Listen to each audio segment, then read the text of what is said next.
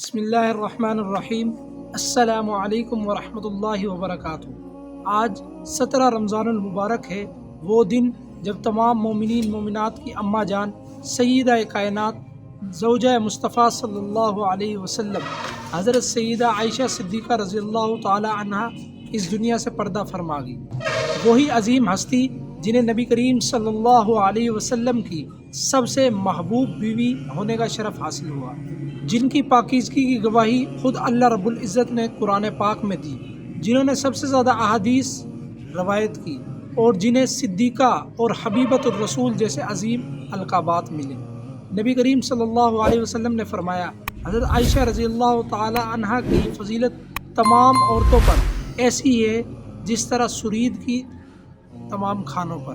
حضرت جبرائیل علیہ السلام نے نبی کریم صلی اللہ علیہ وسلم سے فرمایا، یہ عائشہ ہیں، یہ دنیا میں بھی آپ کی بیوی ہیں اور آخرت میں بھی آپ کی بیوی۔ ایک مرتبہ نبی کریم صلی اللہ علیہ وسلم بیمار ہوئے اور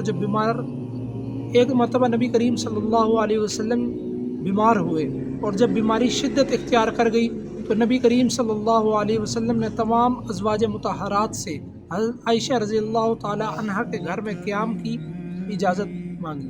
سب نے اجازت دے دی اور نبی کریم صلی اللہ علیہ وسلم اپنی محبوب بیوی یعنی حضرت عائشہ صدیقہ رضی اللہ تعالی عنہا کے حجرے مبارک میں تشریف لے آئے۔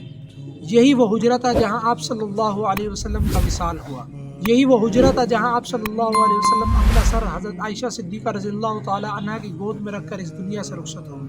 یہی وہ حجرہ تھا جہاں آپ صلی اللہ علیہ وسلم کو سپرد خاک کیا گیا۔ سبحان اللہ، یہ شرف کسی اور بیوی کو نصیب نہیں ہوا کہ نبی کریم صلی اللہ علیہ وسلم جن کے سینے سے ٹیک لگا کر اس دنیا سے رخصت ہوئے۔ آج کی مسلمان عورت کے لیے حضرت عائشہ صدیقہ رضی اللہ تعالی عنہا کی زندگی ایک مکمل رہنمائی ہے۔ اگر کوئی پاکیزگی اور حیا اپنانا چاہتی ہے تو وہ نبی کریم صلی اللہ علیہ وسلم کی پیاری زوجہ حضرت سیدہ عائشہ صدیقہ رضی اللہ تعالی عنہا کی سیرت کو اپنائے۔ اگر کوئی نبی کریم صلی اللہ علیہ وسلم کی سنتوں کو زندہ کرنا چاہتی ہے تو وہ حضرت عائشہ صدیقہ رضی اللہ تعالی عنہا جیسا کردار اپنائے۔ حضرت عائشہ رضی اللہ تعالی عنہا ایک عظیم عالمہ، ایک عظیم فقیہہ، ایک عظیم معلمہ اور نبی کریم صلی اللہ علیہ وسلم کی سب سے محبوب بیوی تھی۔ آج 17 رمضان المبارک کو ہم سب پر لازم ہے کہ امی جان کے لیے خصوصی احصال ثواب کا اہتمام کریں، قرآن پاک کی تلاوت کریں، ذکر و اذکار کریں، نوافل ادا کریں، صدقات و خیرات کریں اور نبی کریم صلی اللہ علیہ وسلم کی سنتوں پر عمل کریں۔ تو تمام ساتھی ایک مرتبہ سورۃ الفاتحہ جسے الحمد شریف بھی کہا جاتا ہے اور 3 مرتبہ سورہ اخلاص کی تلاوت فرما کر امی جان کے لیے احصال ثواب کریں۔ اللہ تعالی ہم سب کو حضرت عائشہ صدیقہ رضی اللہ تعالی عنہا کی سیرت سے سیکھنے کی توفیق عطا فرمائے۔ ہماری ماؤں، بہنوں اور بیٹیوں کو علم، تقوی اور حیا کی دولت عطا فرمائے۔